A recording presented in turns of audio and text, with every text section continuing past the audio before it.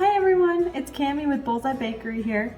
I've recently gotten a few requests asking me to show everyone how to make these beautiful royal icing flowers.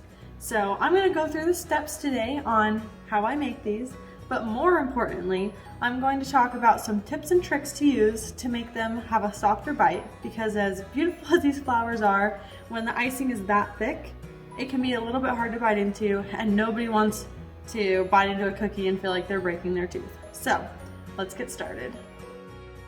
All right, the first step here will be to make our royal icing. So there's lots of recipes out there with different ratios, so I'm just gonna go through what I do for a small batch of royal icing that works well for me.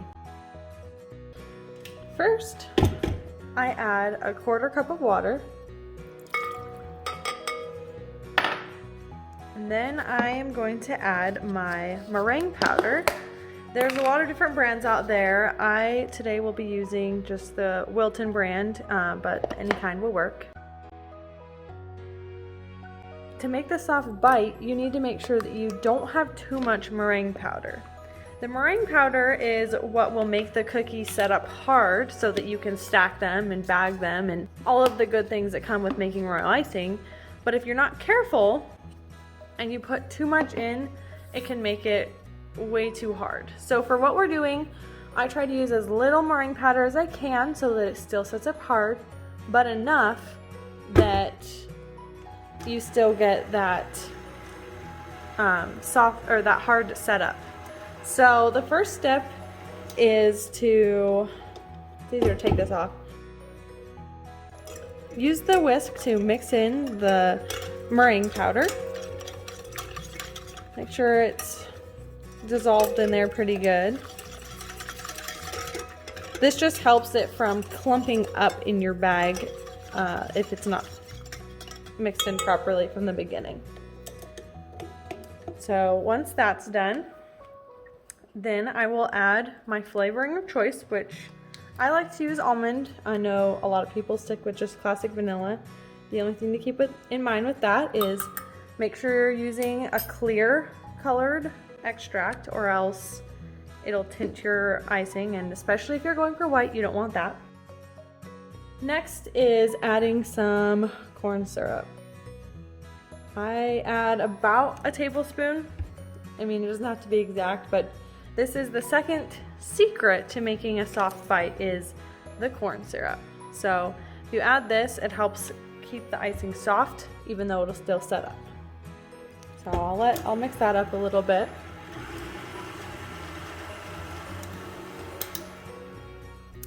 And then next, we will add the powdered sugar, which this is 4 cups of powdered sugar. Some people do sift their powdered sugar. I've never had problems with it clumping without sifting it, so I don't add that extra step, but if you need to, you can. You're gonna start the mixer on a low speed so that the powdered sugar can get mixed in without flying everywhere.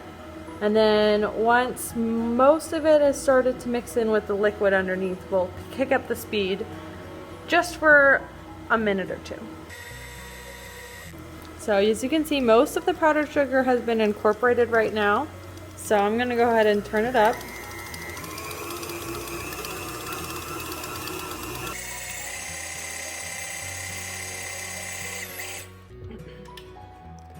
So you know you're done when it's super thick like this. And you want to be very careful not to overmix this, because if you do, it can cause your icing to actually not dry properly. It'll get this spongy texture and it'll stay tacky on top. Nobody wants that. So as you saw, it did not take very long for the royal icing to come together, so don't overmix it. All right, next step is you need to color your icing. So I've got just a little bit of the royal icing that I pre-made, and I haven't added anything to it. I've just taken it straight out of the bowl, and I'm gonna turn this one to a shade of pink.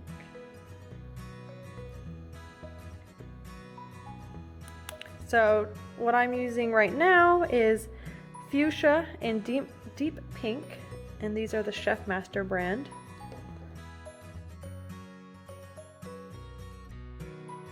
And I don't know if I love this color, so I'm actually gonna add a little bit of red to it.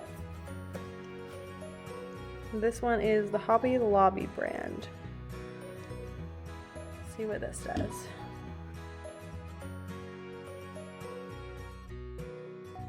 And as you can see, this is very thick, which means it'll hold its shape really well when we go to pipe it. The last thing I'm gonna add is just a little bit of black, just to kind of give it a deeper, darker color. A little goes a long way, so don't go too crazy with that, but it can help you get the tone you want. Alright, once this is all mixed great, the color that you want, you're going to add it to your piping bag. So since I'm going to be doing more than one color, I'm going to use a coupler in my bag so I can use the same tip for more than one color without making a huge mess trying to change it out. So I'm going to add that into here.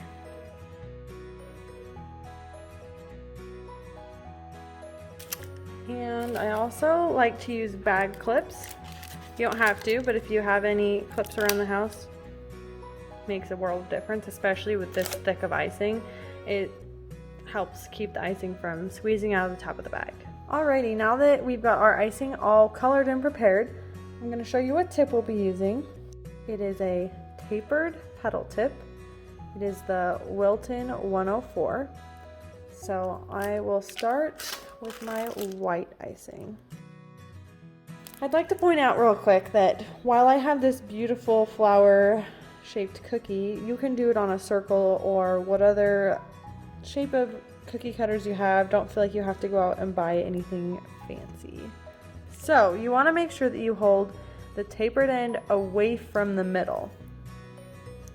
And you're just going to put pressure and turn the cookie as you're squeezing. And each time you do that, you create a new petal. And depending on how hard you squeeze and how fast you turn it, you might be able to fit more petals on, and you might fit less. So this one, there's 5 on bottom. And then I always like to put 3 on top. I just like the look that gives, but it's something you can definitely experiment with and see what look you like.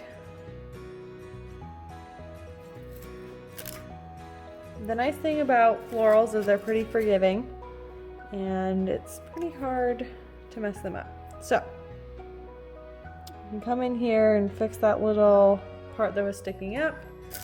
And then I like to finish it off with these pearl sprinkles, but you can use whatever sprinkles you have on hand or leave it without sprinkles and it'll still look good. Now, the last thing we're going to do is add the leaves. So we've got this leaf tip here. And I'm not sure what brand this one is, but I mean, you can find these leaf tips in Wilton or any other store that sells tips. So I already prepared some green icing, and this is the same consistency icing as the rest of the cookie, fresh out of the bowl, very thick. So make sure that when you are using this, the deep V's are to the sides and the short V's are at the top. And you're going to just squeeze those wherever you want your leaves to be.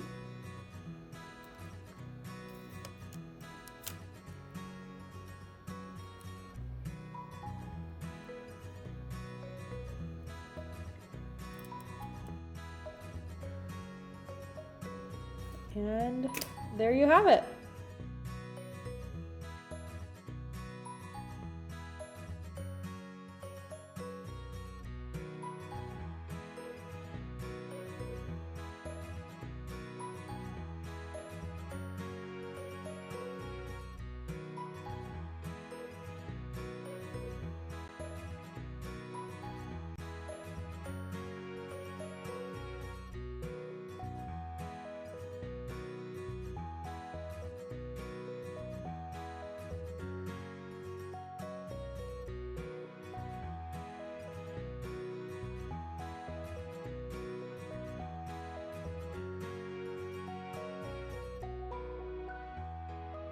Alright, so at this point, all that there's left to do is to let them sit out and dry for a few hours.